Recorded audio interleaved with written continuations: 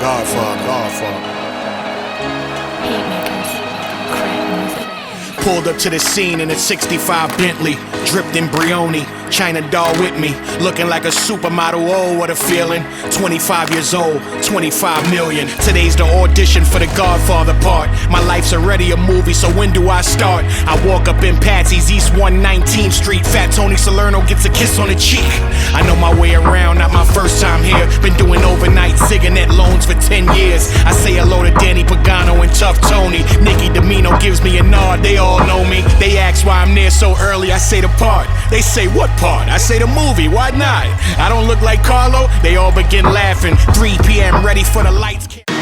My name is Gianni Russo, a.k.a. Carlo, the infamous son-in-law from The Godfather.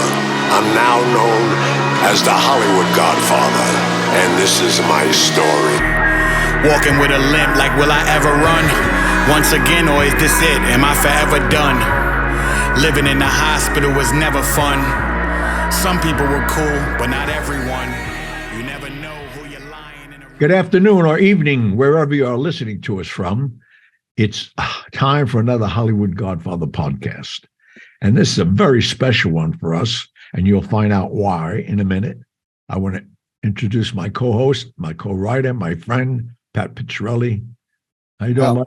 How's everybody doing? Very well. Before we start, just a few announcements. Actually, one announcement. Our audio book for The Sixth Family is finally out after months of waiting and getting a lot of emails from our subscribers. We did it. Actually, Gianni did it. He's reading the book and did a hell of a job. And it is available on our Sixth Family page on Amazon. That said, back to you. All right, please. Well, I'm excited, as I said, about this show because I'll give you a little history. I met this young lady's parents before I met her, and they come to New York often. And fortunately, through the years, we met, and then I invited them to one of my shows, I believe at Le Cirque or Four Seasons, when I was doing my weekly shows in New York, my singing variety shows. And we became friends. And then her father became a fan of the podcast. Then Julia, who I'm about to introduce, she became a part of the podcast, a fan of the podcast. And when she found out about us looking for a co-host, she threw a hat in the ring, and we're going to give her a shot at it today. And it's still open, the audition, up until July 1st, if my memory serves me right. Yeah, July 1st. And then, but today I want to introduce Julia. How are you, my darling? I'm very good. Thank you very much. Well, we welcome you. And if you don't mind, if you would just share some of your background, no phone numbers or addresses, please.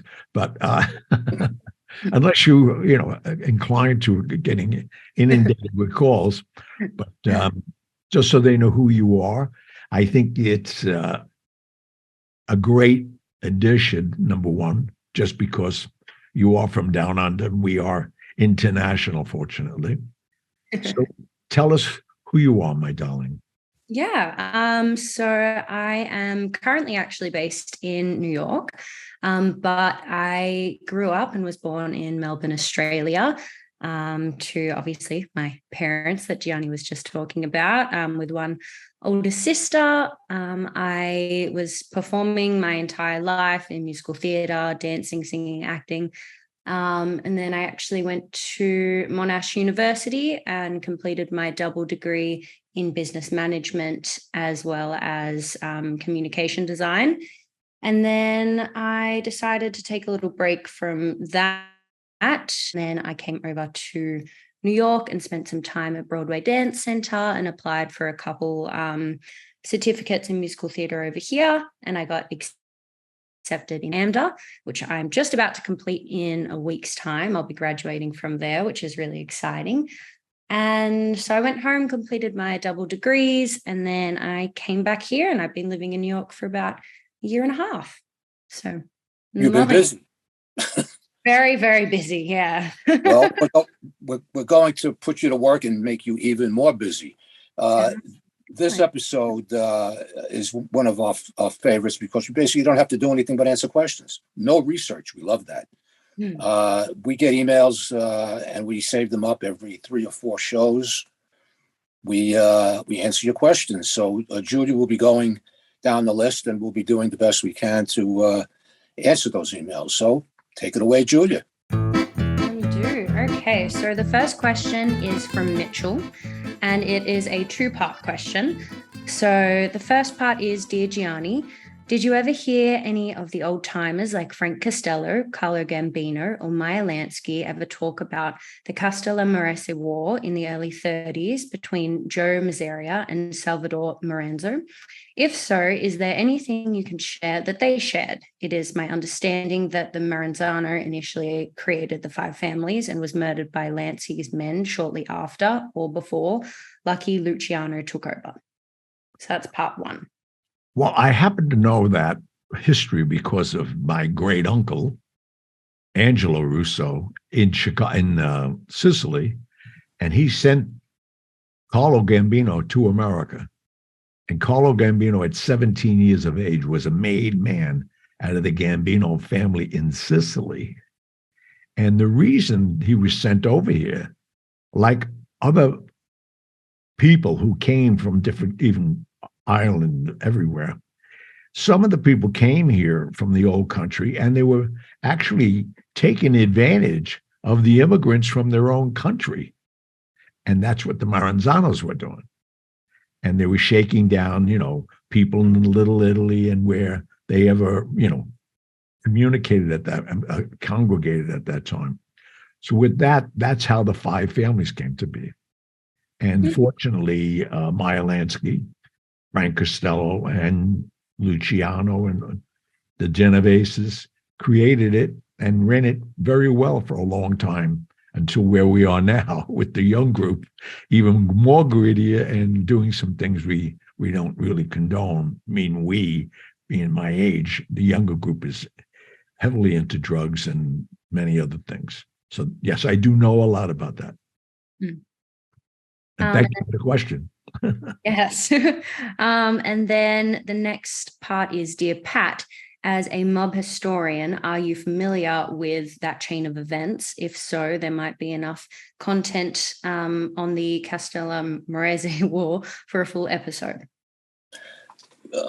There's enough for many episodes. Basically, what Mitchell said in the first part, that about Salvatore Maranzano originating the 5 families. He didn't originate the 5 families. He wanted to be the boss of everything. That's how it. That's basically what got him killed.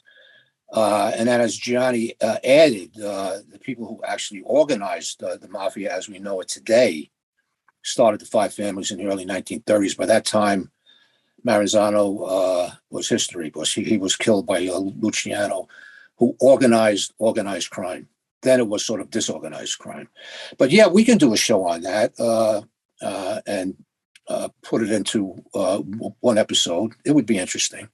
And we get a lot of our ideas from you folks, subscribers. And that's Mitchell. His name is Mitchell? Yes, Mitchell. Mitchell, thank you for the idea. We'll definitely do a show on that. Yeah, absolutely. All okay, right. Julia. Moving on. So next question is from Michael. He says, good day. Just curious if Gianni knew Jimmy Durante, and if so, does he have any good stories about him? Love his music. Also, does Gianni know if there is any mafia in the Twin Cities, Minnesota area? Don't really hear much about it up here in the frozen tundra. Thanks. Well, Jimmy Durante, I became very close to, actually. It's a good question, too. I mean, Jimmy Durante gave me the privilege when Bing Crosby died. Jimmy Durante was living down in La Jolla and Laguna and around that area. And the racetrack down there is famous. And there was a song, an opening song, called Where the Surf Meets the Turf at Old Del Mar. And it's the Del Mar racetrack. And he gave me the privilege to, on opening day at Del Mar, up until a few years ago. In fact, I was invited again this year to go, but or I've been booked already. And I used to go down and sing that song the opening day, where the surf meet the turf at Old Del Mar, and sit with him and his lovely wife on the 50-yard line and spend a week or two with them. I love Jimmy Durante. I knew Jimmy Durante from my father's restaurant. I mean, he, in his heart, he never left the Lower East Side. And every chance he got, he would go back to the old neighborhood. And I knew him. You have to understand, I was like 6 years old, 7 years old and up. All these people used to come in, and I just thought they were regular people. I didn't know they were celebrities. They were just either nice people or people I didn't like. But everybody loved Jimmy Durante. Jimmy Durante was born old. Yeah. And the other thing most people don't know, the generation, a couple of generations that are listening to us, at that time, New York City was where all the variety shows were from. So they came in to do the Ed Sullivan show. They came in to do the Jackie Gleason show. So a lot of celebrities lived in New York City and then had other homes where they went to.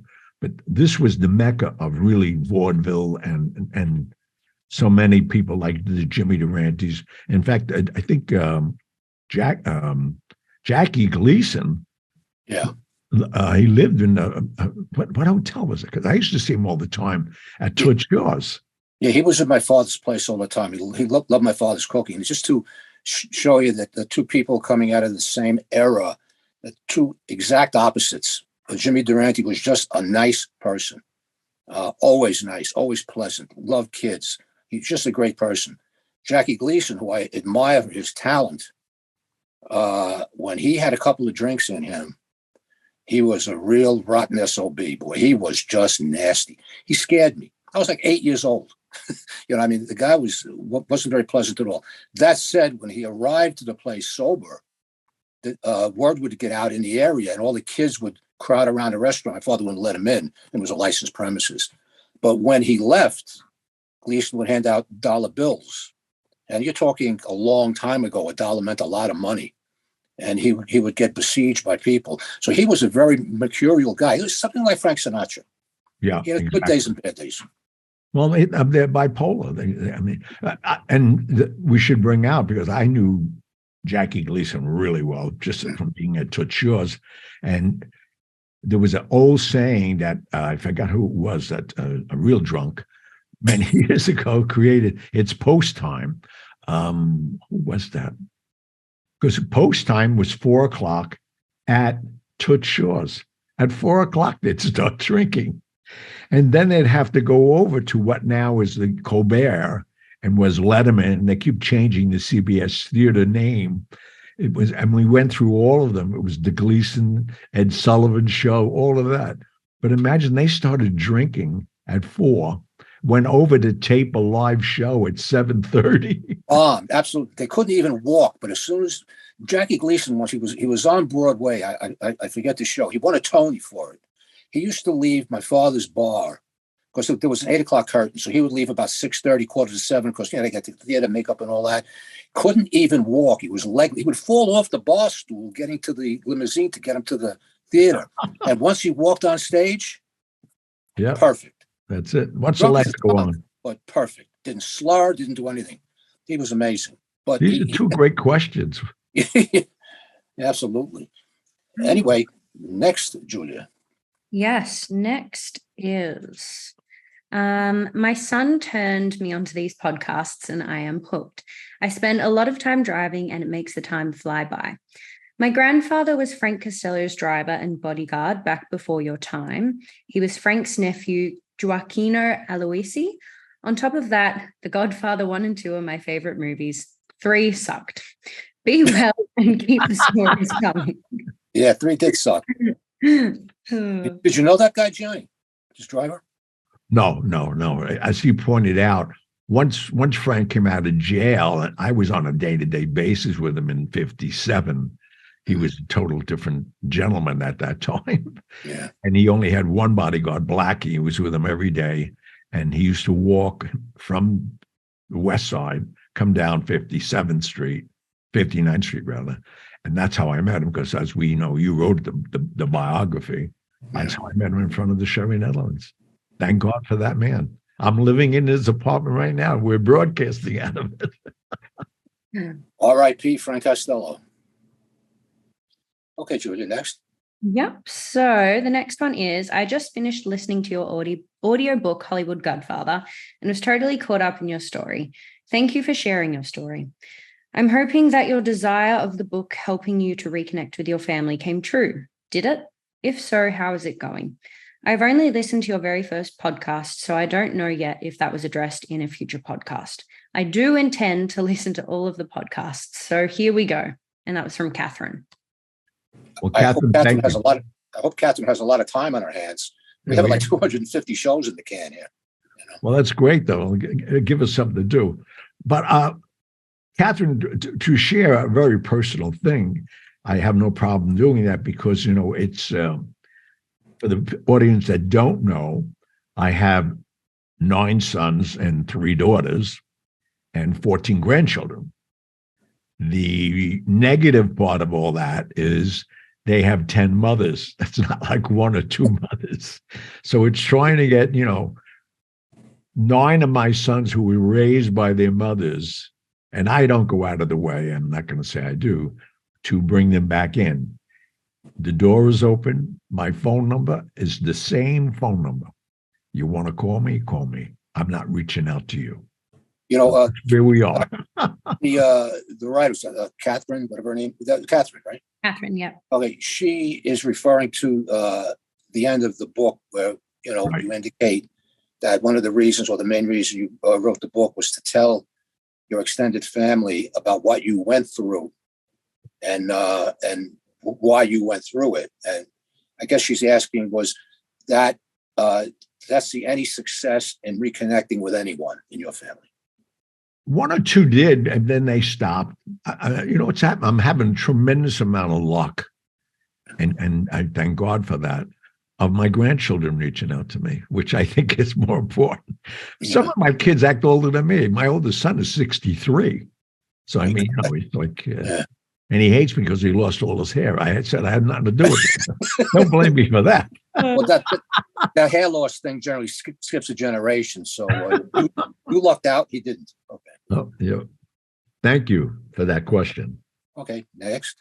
Next is from James. He says, to Gianni and Patrick, without mentioning names, another organized crime related podcaster has started a YouTube channel with several other made guys and an actor. The purpose of the channel is advice oriented regarding how to be the best person you can be. What's your opinion on this venture, and would you be open to giving lifestyle advice? Okay. I'll go first, if Please. I may. Then I'll go second. I know. Without mentioning names, Pat. No. I know who James is talking about, and he's Right. got 2 podcasts. One is a very successful podcast dealing with his area of expertise, which is organized crime. Like, this is our area of expertise.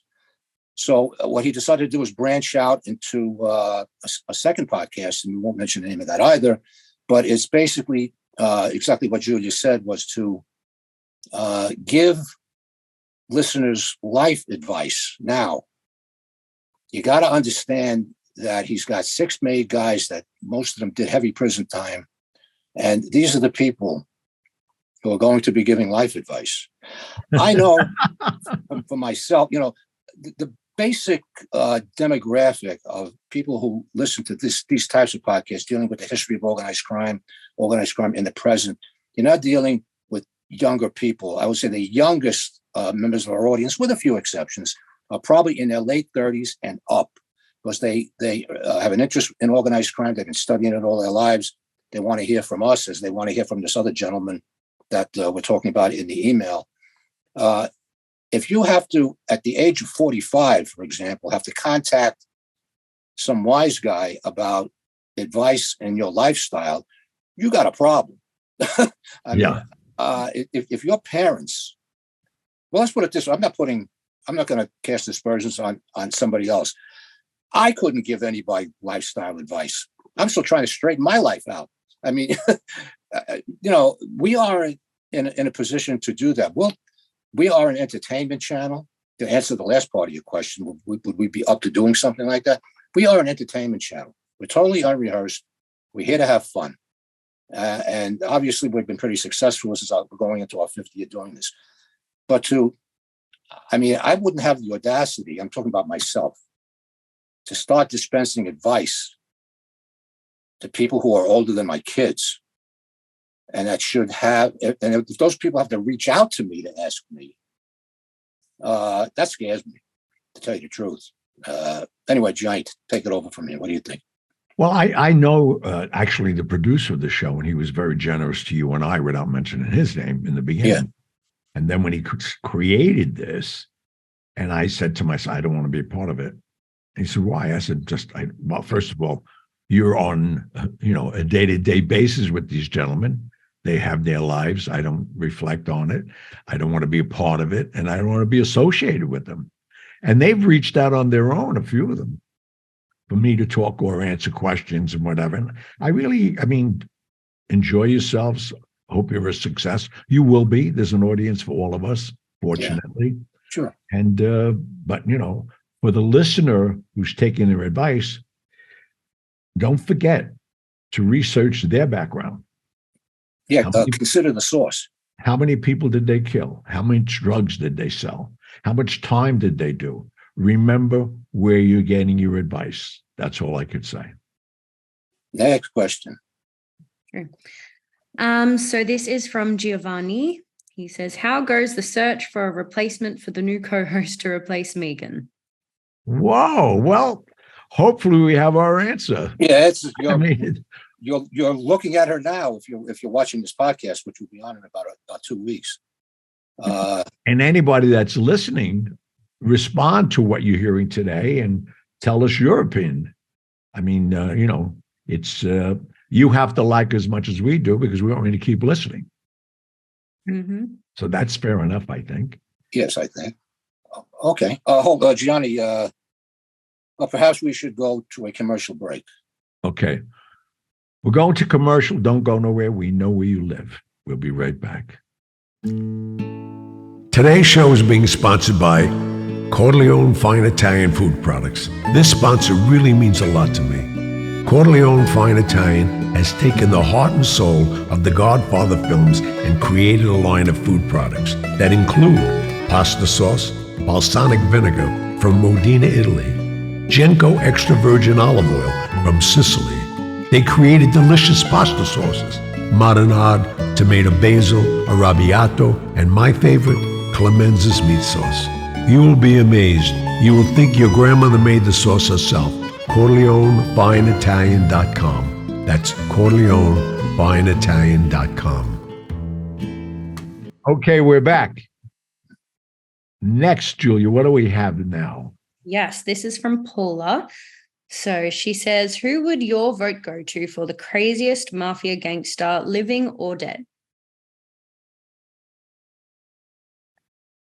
Say that again. So, Who do you think is the craziest gangster, living or dead? yeah. Wow. Well, you think about it. I have several, but I'll just name one. Carmine Galante, who was look up in the dictionary the word psychopath, and there will be a picture of Carmine Galante. Was this guy was not only he was a certified psychopath, because you get tested when you go to prison, but if you looked at him, he scared you. And I never had any personal interaction with him, but I used to hang out in a place that was 2 blocks away from where his mistress lived, and he was often in that apartment, and I would see him on the street on occasion. He had the blackest eyes I've ever seen. Like, he had no whites. It seemed just black eyes. And you could be saying good morning, and he gave you this look that would just send chills through you. So he gets my vote. Plus all the things he did. The guy was just crazy. He killed a New York City police officer, didn't care. And this wasn't from a police officer coming in, interrupting a crime he was committing. Galante had it in for this guy for years from the old neighborhood, and he was going to kill him no matter what.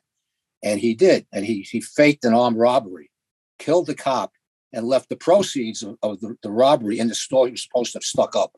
So he might have been crazy, but he was also pretty stupid, in my opinion. But that was absolutely nuts. Who's your choice?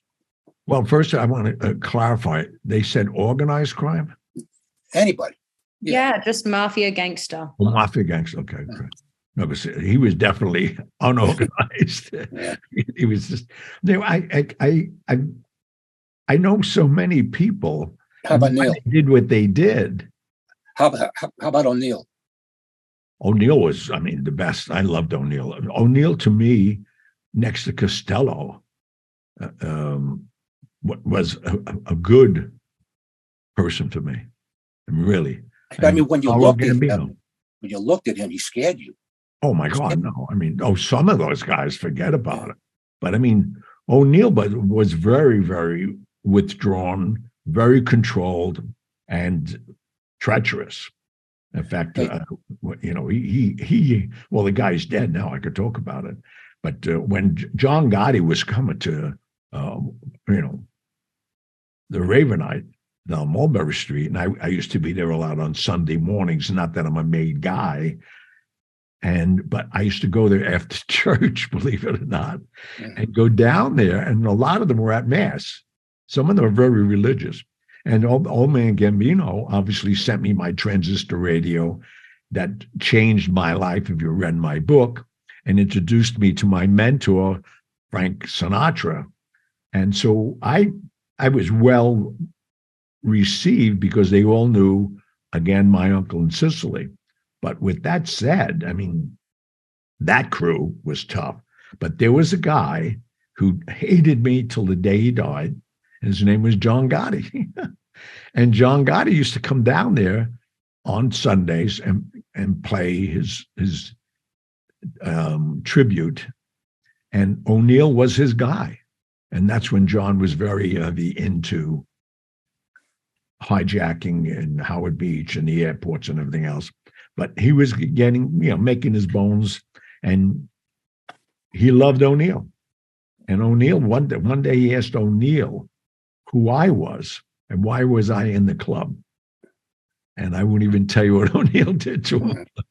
He didn't come there for 30 days. And when you talk about violent people or people who had a reputation of violence, Joey Gallo has to be way up high there on the list. This guy was an outsider who wanted to run everything. This man had a lion in his basement, an African lion, and he would use it to intimidate people. And I'm sure there wasn't too many people he didn't intimidate, because that lion was always hungry.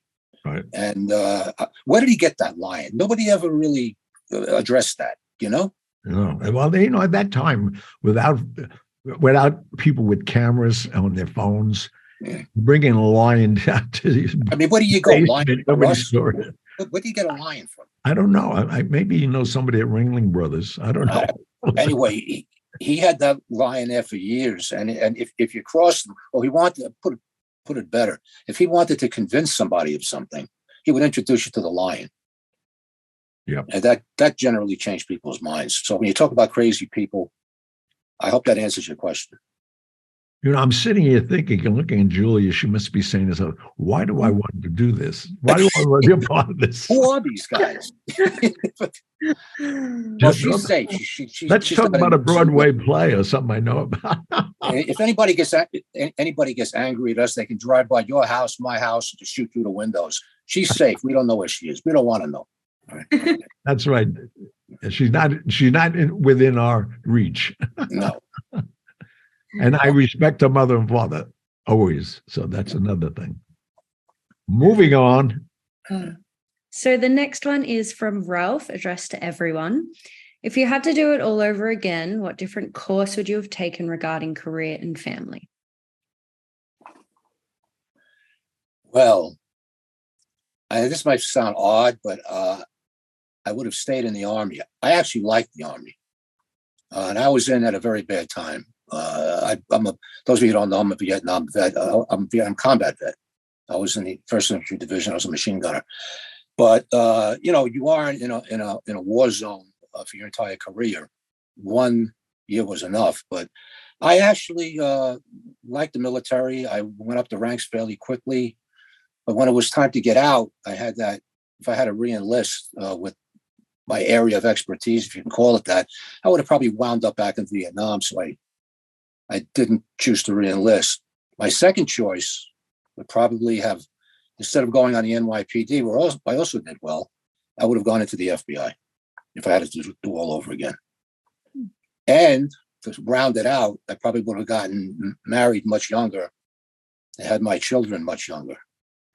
I was too busy being Indiana Jones and having a good time and doing what young cops do.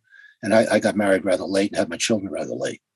But look what your children did. His son just graduated medical school. His other son is a leading in this field. I mean, don't beat yourself on that one. I'm not beating myself up. Sometimes I say, these kids will probably switch to birth, but that's another story. I'm happy that they didn't turn out to be serial killers. Who would have thought one would be a doctor, the other one would be in private industry and doing well? But they weren't born until I was 48 and 53. Don't forget. So I would have given a choice. I would have rather had gone through all that in my 20s so I could grow up with them, even though they have a hard time keeping up with me. That said, how long is that going to last? How about you? What would you have done differently? Me? Yeah, if anything. Not one thing. I Really? love my life. I love the ups and downs of my life. It's taught me so much. It's given me a foundation that very little can disappoint me. I'm prepared for the worst and ready for the best. That's a very good point you bring out. We've been friends for 5 years. I have never, ever seen you depressed or in a bed. Never. And I mean, you've been through some stuff that the audience doesn't know about, but I do. And I'm saying if that was me, I wouldn't come out of my hole for like 6 months. And you just slough everything off and look at the bright side of things. I admire you for that. I don't know how the hell you do it. Well, it's called 5 years in Bellevue from well, from 7 to 12. That's the foundation. You're a true meaning of the term. It could always be worse because you've been through the worst when you were 7 to 12 years old, all by yourself. Family deserted you, but still, we get hammered down in life by stuff. Then it could be fleeting, and you have 1 or 2 bad days. You never have a bad day, and it's not an act. But I'd be able to tell. Oh no! I mean, you as you said, we talk all hours a day, every day. Yeah, right. Collaborating on 2 books already. Yeah. I just love my life. I mean, even the few times, Julia, you've been out to dinner with me, your father and I, and all that. And I'm the same person all the time. Yeah. My kids ask me, "What's your secret?" I said, "Well, be happy. First of all, you guys are all privileged and think you don't have enough. I have enough." Yeah, I'm thinking, when we first met, I'm thinking, gee, what kind of drugs he's on, and if he has any to spare. But I found out this is just you, and God bless you, man. No, I've been blessed. No doubt about it. Good questions, though. These are really great questions. Yeah. Well, we saved them up. Good. Yeah, don't we haven't forget done to this. all of you who are listening, please write to us because this is the backbone of what we're trying to do and want to communicate with you and give you what you want to hear. So, this is what's created us 200 something hours of positive podcasting. And we don't give advice. Nope. Well, the only advice we give is listen to the podcast. That's very important. No. Subscribe. Okay, Julia. Next question is from Jeannie. So she said, I just finished reading The Sixth Family and it was beyond fantastic. The characters felt real and the twists and turns in the plot were great. Question. Would it be feasible for someone to break away from one of the existing 5 families or an outsider to attempt to create a 6th mafia family? You guys made the prospect seem doable and believable in your novel. I think it's doable now because of there's not the allegiance that came with it early on, and you had to earn it. There's so many ways to make money right now, and there's so many families. I mean, there are Russian families, there are Albanian families. There's a lot of different mobs out there. I mean, drug lords. Look at these families. It's. I mean, the old school. No. I was to say that too. There was more cohesiveness. the mob was very strong up until probably the late 70s. They were a government unto themselves. Now you have so much infighting. You have the RICO laws, federal laws are putting people away. Everybody's going to jail. The structure is weak, so it's an opportune time for somebody that wants to start a sixth family. And this is part of the book that Johnny and I just wrote, the creation of a sixth family. And one of the things that I think would have to be done is to change the rules regarding punishment. The way things are now, the rules are you don't touch the families, you don't touch the cops, you don't go near reporters. And one of the reasons the mafia has lost its strength is because the other ethnic organized crime groups, and I will choose the Albanians and the Asians, they don't care who you are. They will kill you, your kids. If you have a parakeet, they'll kill the parakeet and the next door neighbors to make a point. And if you want to have strength to rise above the five families and create your own, you have to make the rules more stringent. But there's rewards too. I mean, if you're going to say, you absolutely cannot talk. You cannot talk to the police because your family will be hurt. That said, me as the boss, I'm now getting 15% of what you make because the money travels up in the mob. It's a hierarchical society. I will no longer take 15%. I will take 10%. We all have to work together. But you know what's going to happen if you rat. But yes, there could be a sixth family. I agree with Gianni. Oh, I know there could be. Yeah, no, yeah. Well, the good news about this lady who asked this question, you read the book and you said the characters were very believable. There were a lot of believable, real characters in that book. Yeah, well, the cleverness that Pat came up with, because we realized, and I realized by the advice of my attorneys and very close friends of mine, we could not write another Godfather, My Life in the Movie, and the Hollywood Godfather, because we really disclosed a lot of what I did earlier on in life. And fortunately, I've had no repercussions from it. Well, I think we were smart and we knew where to stop. But that said, when we're talking about a second book, I mean, you have enough true stories. Part of your memoir series could easily be a trilogy. But whose feet do you step on? Do you make mistakes? And what are the repercussions going to be? So we decided let's do a novel. But there's a disclaimer in this on the first page of this book. This is a work of fiction, except for the parts that are true. But the book is labeled so clever. The book is labeled as fiction, and this is going to be a series. The Sixth Family is the first in the series, but we intermingle fact and fiction, and we just left it up to the reader to figure it out. Some of these things that we said, particularly, well, I don't want to talk about what's in the book, but one particular incident dispels a rumor that was depicted in the movie Casino. You know what I'm talking about, Gianni, right? Right. The killing of the brothers. God, yeah, we dispelled that rumor with the truth, and quite a few other areas. So you just have to be careful what you write, I guess. But it worked out well for us, and there'll be more books in the future. Good question again. Yeah.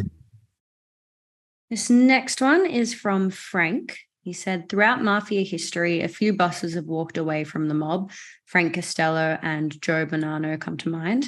Have there been any soldiers or capos other than those who flipped, who quit the mob? Do you have any personal knowledge of any? I recall the episode of The Sopranos when a soldier asked permission to do just that, and he was refused by his captain. The soldier went on to commit suicide. Well, that went on for a long time, but there's a lot of guys that flipped and went into the witness protection program. And aside from that, somebody just said, I can't take this lifestyle anymore. Even though he's a member of good standing, whatever crew he's in, and just said, I want to leave. I couldn't tell you what any of them. but I'm sure there were. There's an exception to every rule, but I'm sure I can't think of one. No. Bosses, on the other hand, yeah, seem to get a little bit of a free ride on some of this. For instance, we're talking about the other question about the guy that's doing the podcast. right. He left. Oh yeah. I mean, and made quite a success of himself in civilian life. Joe Bonanno left, but I think he was. Well, Joe Bonanno was exiled. I was a part of that era, and they gave him a choice to go to Sicily or Arizona, and that's it. And how about Frank Costello? Well, Costello never left. Costello created he didn't leave. He left the Genovese family to create the syndicate, which Meyer Lansky and he did, and they brought in people like Tony Accardo and things like that. So the entire echelon took over. Well, toward the end, from the mid '60s till he died. He died in '72, right? Yeah, 73. Okay. Didn't he become sort of an elder statesman, if you will, to the crime, to the organization? Yeah. Yeah, but so was he active? I mean, he was still beginning his tribune and all that. But was he at that period in his life after the shooting, after he almost got killed? He was so active right to the day he died. He organized more illegitimate gambling halls all throughout this country, Texas, New Orleans. He was a part of all of that. He still had the same power. Well, yeah, he had the powers. Yeah, because he could still enforce it. Don't forget, one thing these old timers never stopped doing. I should have said not did, never stopped doing, was paying the tribute to Sicily. I was just in Sicily again, you know that, Pat. Yeah, right. Yeah. There's a lot of old timers, and that's one of the reasons they hug and kiss me, and they know I was reared by the same people, and I'll be making a huge announcement, but I'm glad it gives me an opportunity, actually. Go ahead. And I am becoming an ambassador of commerce to the Sicilian government. And they're honoring me at the fancy food show at Javits Center, June 25th, 26th, and 27th. And they're giving me this accolade. And I already bought a pasta company in Sicily. I bought a coffee company. So they're giving me an expansion, but it's all because of my relationship of who I knew and they said, go. When is this ceremony? What's that? When is this ceremony, whatever it's going to be? June 25th at the Javits Center. Okay. Here, it's like insane. There is a Sicilian pavilion that I'm in. It's so crazy. My booth number is 3307. Come by. You're going to taste Corleone pasta from Corleone. And I was questioning why you're always in a good mood. Well, now I know the answer. Every day is a different day. This is one thing, we were explaining to the audience, we talk at least every other day. I mean, sometimes more. And every time the phone rings, I'm going to say, well, if I'm having a bad day, he's going to cheer me up. And you always do with some other news that affects us in some kind of a way, or even affects you. I'm very happy for you and your success. Yeah, no. A lot of times it affects the two of us and our projects. So I can see why you have the attitude you do, but you're just built like that. No, but this is insane. This honor to have. I'm trying to move all my products there now. I have something that's going to be so interesting, and I want all of you to try it. And if you don't like it, I'll give you your money back. I have cannolis that have a year lifespan on the shelf without refrigeration, and they're amazing. What is it? Bulletproof cannolis you're talking about? No, they're not bulletproof. They're made out of walnut paste, but it tastes like Rogata. They're coming out, and guess what they call? Don't forget the cannolis. Leave the gun, right? No, but I didn't want to put the gun in it. I know. I don't want little kids to know about guns. That's the first thing any Italian would think of. There's cheese in there. It's going to go bad in an hour and a half if it's left out of the Says it on the box. Shelf life without refrigeration, 1 year. Amazing. When do these hit the shelves in the good old US of A? the last quarter of this year. All right. That was a great commercial. Did we have to break for a commercial? That was a great commercial. Yeah, let's do it. Let's break. I just did it. That's how we well, can... I mean, we're about at that time. We should go to another commercial. Okay. We'll be right back. Thank you. We are pleased to announce the publication of a new book series from Gianni Russo and Patrick Piccarelli entitled The Sixth Family. When the alleged daughter of Marilyn Monroe asks for help, Gianni Russo becomes entangled in a web of lies and violence in the search for the late actress's diary. Soon, he is enmeshed in a mystery that involves a presidential candidate, a disgruntled mafia capo, a retired NYPD detective, and the past of mafia boss Frank Costello. Russo must race against the clock to stop a hostile reorganization of the American mafia while trying to stay one step ahead of a faceless killer. While listening to this book, skillfully read by Gianni himself, the listener will have to determine what is true and what is fiction. Or as Gianni says before this epic story begins, this book is a work of fiction, except for the parts that are true. Look out for the second installment of this exciting new series coming in 2023, The Sixth Family. Book 1 is available now on Amazon.com. All right, we're back. And moving on, I mean, this has been amazing. And we really want, and I stress this, I really want to hear some emails about how you like Julia joining our family, because that's what she's doing. And we were just we were just talking amongst us when we were on the break that within 6 months, Julia's going to lose her Australian accent. She's going to have a heavy New York accent with a little twinge of Italian. And then she'll be an official member of the show because nobody else will hire her.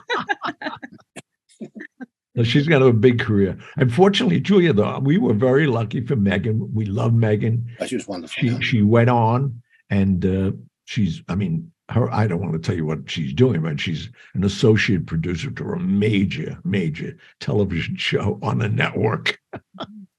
So, I mean, you could use this as a stepping stone. We don't want to scare you. The only thing is, Julia, when you get rich and famous, remember us little people, okay? Oh, of course. Oh, thank you so much. So the next question is from Angelo, and he's saying, a group of wise guys go out to dinner, and no, this is not the beginning of a bad joke. Is there a protocol as to who picks up the check? My late uncle, who was connected back in the day, once told me that wise guys are the cheapest people he's ever met.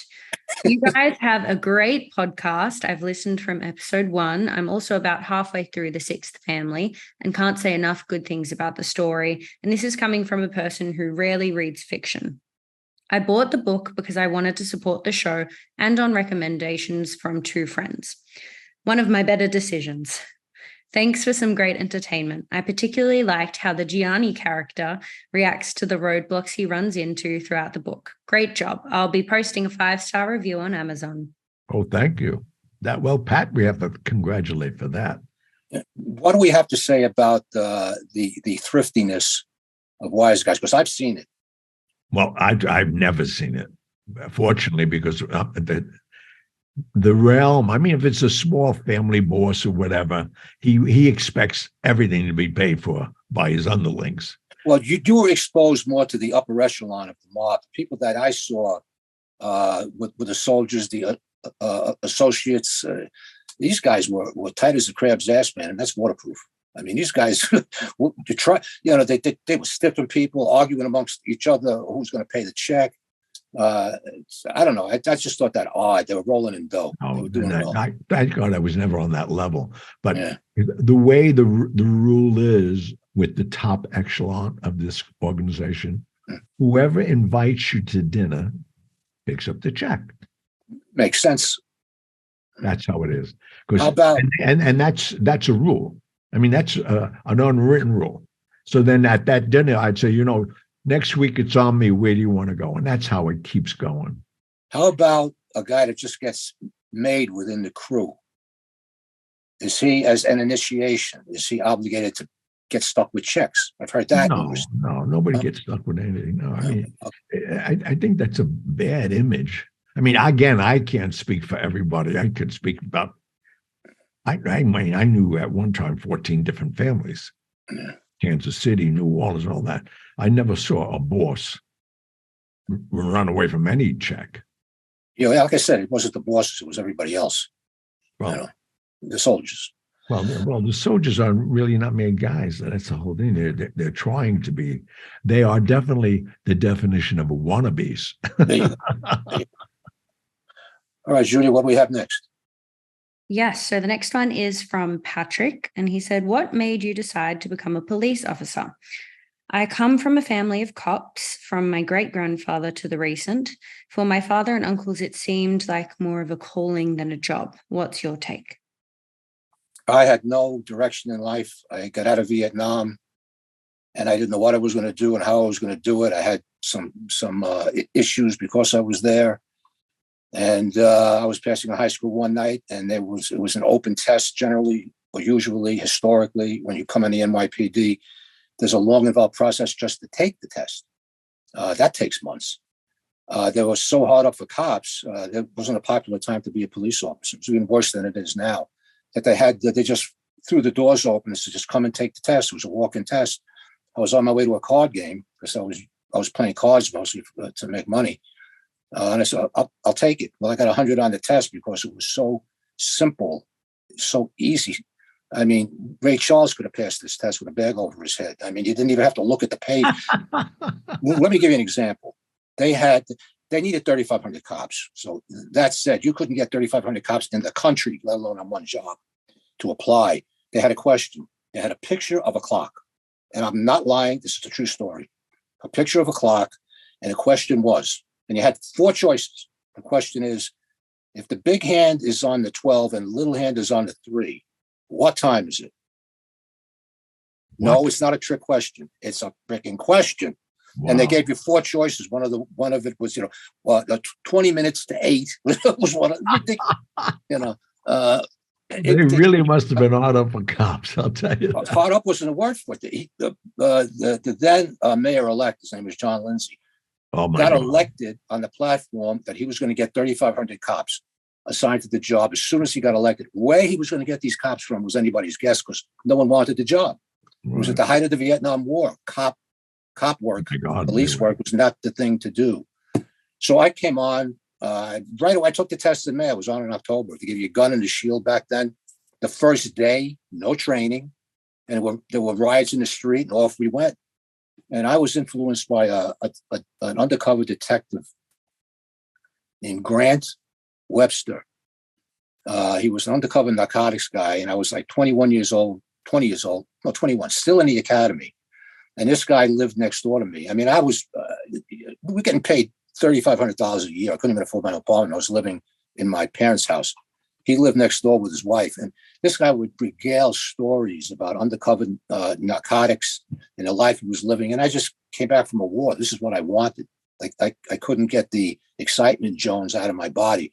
And I said, I'm going to be a cop just like him. Well, one day I was still in the academy and I'm still looking up to this guy. I'm washing my car in the driveway with a beat up old 57 Thunderbird. And cop cars come out of everywhere. Marked cars, unmarked cars. A bunch of plainclothesmen get out of the unmarked cars, go up to the house next door where this guy lived. Didn't even ring the bell. They broke down the door with a battering ram and took this guy out in handcuffs. And I never saw him again.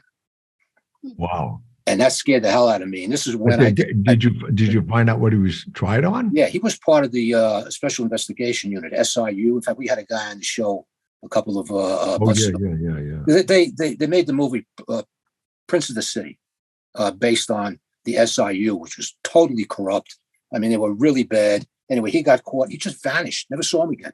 His wife, the kid, everybody gone. And that's when I decided I was going to try to find an incorruptible. Now, this was in the late 60s, early 70s. I was going to try to find an incorruptible unit in the NYPD. And that's where I was going because I don't want to get tainted with any of this. Plus, I don't look good in stripes. I didn't want to go to jail.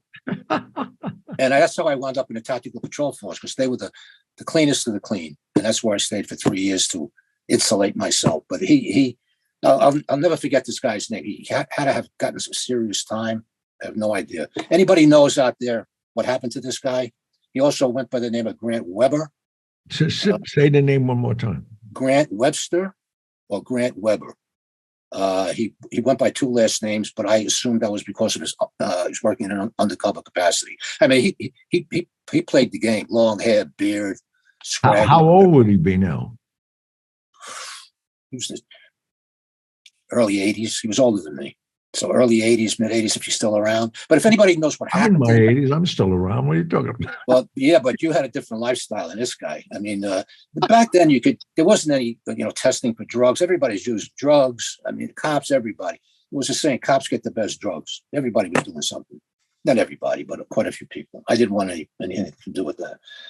But anyway, if you're out there, Grant, call in. We'd like to talk to you. We'd like to talk to you. Anyway, that's why I after a while I started to rise in the department. I became a lieutenant. They paid for my college. I got a bunch of, as Gianni says, I have more degrees than a thermometer. I mean, they paid for most of it, and until I got out, I continued to go. But they set me on the straight and narrow, because without some kind of focus like the military gave me, without some kind of focus like the NYPD gave me, which is a quasi-military organization, I don't know where I would have wound up. Probably as Grant Webster's cellmate. I was going in that direction. So, wow. I thank the NYPD for that. That's why I came on the job. All right. There you go. This is the last question here. It's from Hugo for Gianni. I like the Resurrected podcast newsletters with your appearances included, especially for those of us who want to see you in person. Can you give us a schedule for July? The current newsletter runs through the end of June. We will have it for you. I can't do it now. I mean, we have an engineer, and we have two mics doing all this for us. And we have a newsletter, right, Pat? Yeah, I'm trying to put it out once a month, and so far I'm sticking to the schedule. I think what this guy wants to know is, can you give? So a lot of people contact me and say, "Hey, I read the newsletter. I saw where he is. He's appearing close to me. Sold out. I'm hearing it, sold out. So what? Well, that I can't help. I know. Well, I think, and I don't want to throw anybody out. I've been blessed with that too. I can't believe it. I think what this writer wants to know is, are you scheduled somewhere in July that you can give the readers a heads up so they can be getting tickets earlier? Yeah. What you should do then, July 20th, a Thursday night, I'm at the Regent Theater in Arlington, Massachusetts. It's online right now. They did a great job in promoting it. In fact, they're asking me if they sell out, will I do another night? I will. So if you really want to go see my show, it's an 80-minute show. It's the book that I made the 80-minute show, and you'll find it very interesting. I guarantee you that. And I've been getting standing ovations, and I have 18 more cities to go this year. Who's counting? Right? Yeah, I love it. No, but I'm saying, so that July show, I know that's available to you. Okay, to go a little further on that, as soon as I get Gianni's schedule, I put it in the newsletter. It's the best we can do. Yeah. Go to Instagram. That's the upside. It'll be on Instagram. The downside is he's got 20,000 followers on Instagram.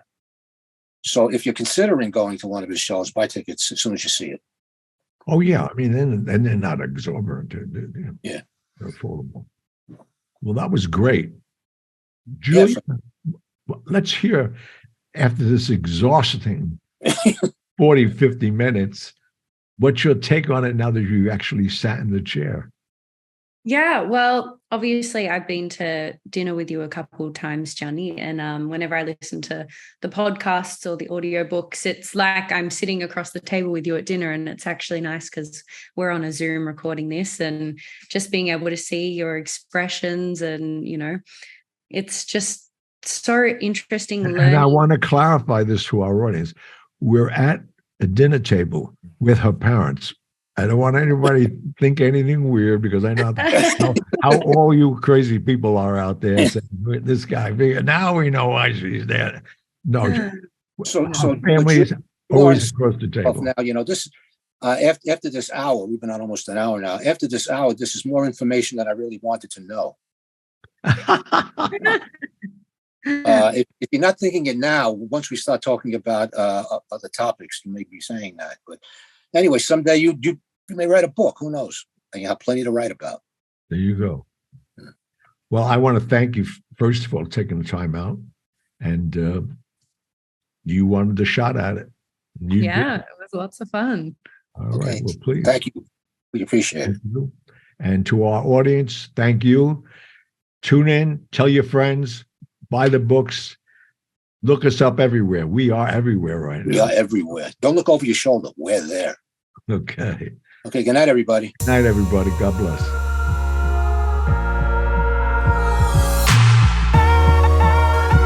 And that was that. But I'll be back. Thank you for tuning in to the Hollywood Godfather podcast. You can contact Gianni Russo or Patrick Picciarelli with your questions and comments through the contact section of our website, HollywoodGodfatherPodcast.com, which is where you can also subscribe to our weekly newsletter. You can also call and leave us a message at 646-776-3038. Remember to follow us on Instagram at Hollywood Godfather and on Facebook, as well as leave us a review on Apple Podcasts. We'd like to know what you like about what we're doing, what you'd like to hear in the future, and anything else you might suggest to improve our podcast. Most importantly, hit the subscribe button. We'll be back next week with stories of the mob in Hollywood, as well as answers to your messages. Good night. My kids still can't believe I sat with a saint. My life's like scenes out of a movie. I'm the Hollywood Godfather, truly. I got stories with them all. You know, celebrities, world leaders, icons. Who knows what's next for me? I'll never get too old to have a little fun. Come on, I'm Gianni Russo, a genuine one of a kind. What a ride it's been, this life of mine. And I ain't done yet. I'll be back. Until next time. And that was that.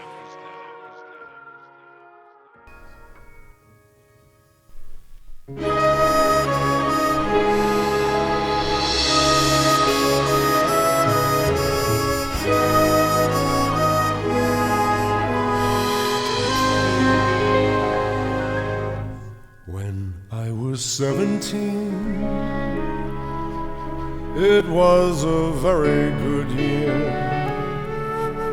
It was a very good year for small town girls and soft summer nights. We'd hide from the lights on the village green when I was 17.